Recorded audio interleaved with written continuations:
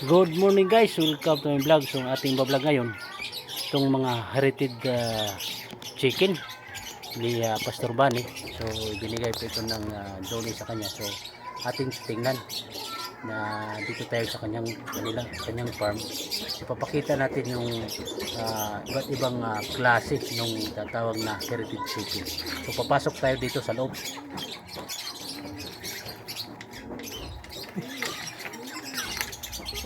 Ito? Ngadi pastor, ngadi ada? Pangato. Bilang, ilusot lang.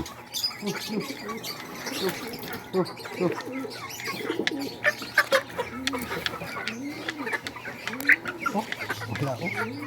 Ay, pamag-anad oh.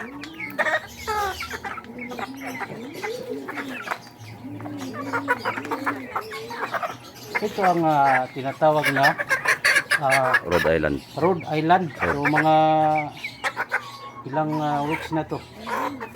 Nasa mga 3 months na yan, 4 months. So ito. Plymouth Rock. So ito si Pastor Rio, no? Siya rin itong nagpapakain itong mga heritage chicken. So ating kapayan namin interviewin para malaman natin kung ilang dish na ito at kung ano ang mga pangalan nitong mga tinatawag na heritage chicken. So ito po yung kanyang farm, no? So, maluwag rin at saka yung kanyang pagkakalagay ng pins talagang hindi basta-basta kasi mataas, may mga 8 feet siguro ang taas nito at saka paikot dun. So ating interviewin si Pastor Rio, no? Ayan. Pastor, maupay nga no? Oh, good morning, Good morning. So maitanong lang natin yung mga klase ng heritage chicken na mayroon ka dito sa iyong munting farm. Sige. So, ito po ay isang klase ng heritage chicken. Ang tawag niya po ay Plymouth Rock. Plymouth na ang origin niya ay galing sa Australia. So, dito sa tawag natin dito sa atin ay barakiki. Barakiki, oo, barakiki. Tawag. Mga ilang weeks na yan, Pastor? Ilang Months days? na po ito. Mga 4 months na ata ito. 3 months ba or 4 months simula nung binigay ng gobyerno, particular ng DOLE. Salamat sa kanilang ayuda. So asahan natin mga ilang months naman yung para mga itlog? Sa pagkakalam ko, nasa mga 6 to 8 months magbubunay na hira. So, ito naman tawag nito ay Black Astrolorp. Black Astrolorp. Kaya maitim siya. Saan galing bansa rin, Pastor? Di ko lang sure pero parang Australia din yung lahi niya. Ganun. Ito naman oh. Ito naman yung tinatawag na Rhode Island Red. Rhode Island Red oh. So tumitimbang ito na mga 3 to 4 or 5 kilos pag maganda yung kain, pag-aalaga. So yung mga kinakain nila ay mga ordinaryo lang ng pagkain.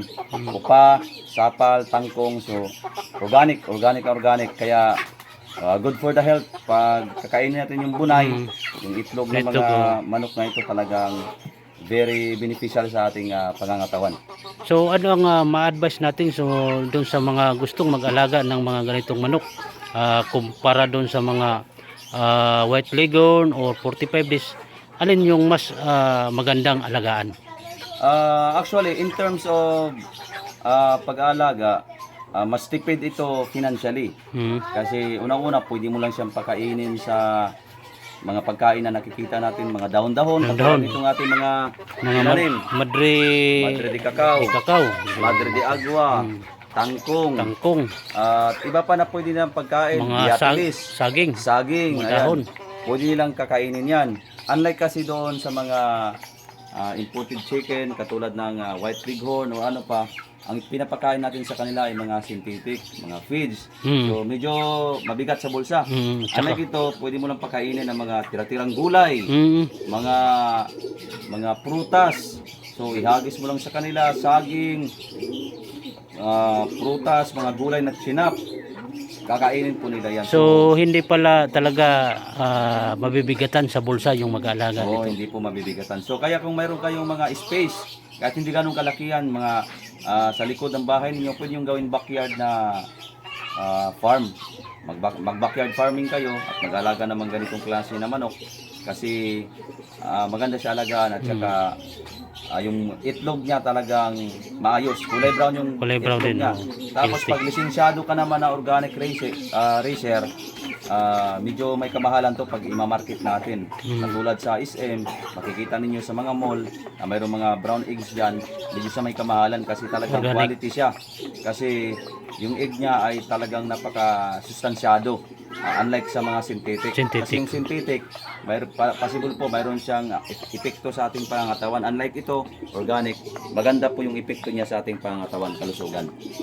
Okay, so salamat Pastor, no? Very much welcome. So, yun po mga kaibigan, ano? So, kung mag-alaga na lang tayo ng manok, so ito na ang alagaan natin kasi yun nga, sabi nga ni Pastor Rio, yung pagpapakain nito, makalis tayo ng gastusin kasi pwede kahit anong pwede mong pakain.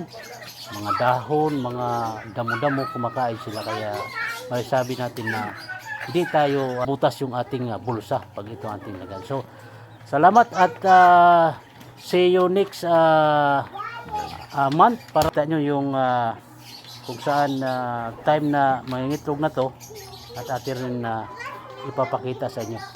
So dito pala ito sa Barangay Villahermosa, no? Occidental pagsasama. So yun lang guys, maraming salamat sa pagtabay. God bless you and more power to you. Nuluktok man. Busog na yun Asa si Tuira, attitude, usa sa attitude nila, sigura. Sige lang panuktok. Kaya kailangan may mga daon-dahon. Tambok ba yan iba?